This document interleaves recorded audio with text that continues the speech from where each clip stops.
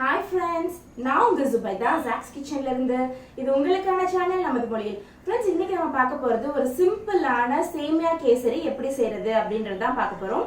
இந்த சேமியா கேசரி ரொம்பவே சிம்பிள், அதே மாதிரி கரெக்டான அளவு கரெக்டான பதத்துல எப்படி செய்யறது அப்படின்றது தான் இன்னைக்கு நான் செஞ்சு காமிச்சிருக்கேன். அது போக அது ஹமீத் குட்டியோட ரொம்ப ஃபேவரட்டான ரெசிபி. ஸோ இன்னைக்கு வந்து நம்ம செஞ்சதுக்கு அப்புறம் ஹமீதே வந்து அது எப்படி இருக்கு அப்படின்னு சொல்லி டேஸ்ட் பண்ணிட்டு உங்க எல்லாருக்கும் சொல்ல போறான். ஸோ ஃபர்ஸ்ட் ரெசிபி எப்படி செய்யறதுன்னு வாங்க பார்த்துடலாம். இப்போ ஃபஸ்ட்டு ஒரு பேனில் 2 டேபிள் ஸ்பூன் அளவுக்கு நெய் விட்டுக்கலாம்.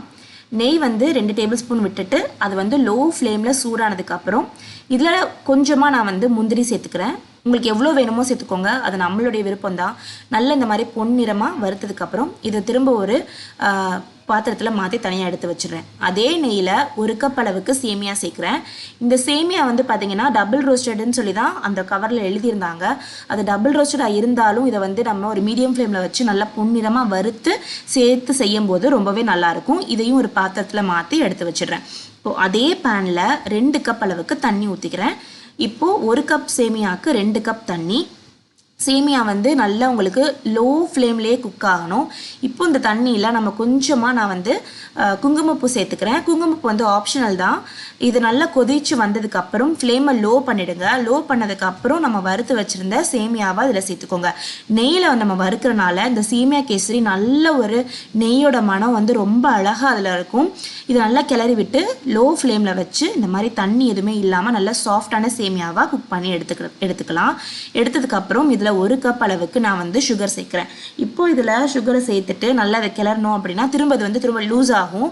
அந்த சுகர் அந்த மெல்ட் ஆகி உங்களுக்கு பார்த்தீங்கன்னா தெரியும், திரும்ப வந்து உங்களுக்கு நல்ல ஒரு பதம் வரும். இது வந்து நல்லா அப்படியே ஸ்லோ ஃப்ளேம்லேயே குக் பண்ணுங்கள். இதில் 1 ஸ்பூன் அளவுக்கு ஏலக்காய் பவுடர் சேர்த்துக்கிறேன். சேர்த்துட்டு இதை திரும்பவும் நல்லா வந்து குக் பண்ணிக்கலாம். மீடியம் ஃப்ளேமில் வச்சு மெதுவாக குக் பண்ணுங்கள், அவசரம் இல்லாமல். ஏன்னா சேமியா சரியாக வேகலைன்னா நல்லா இருக்காது.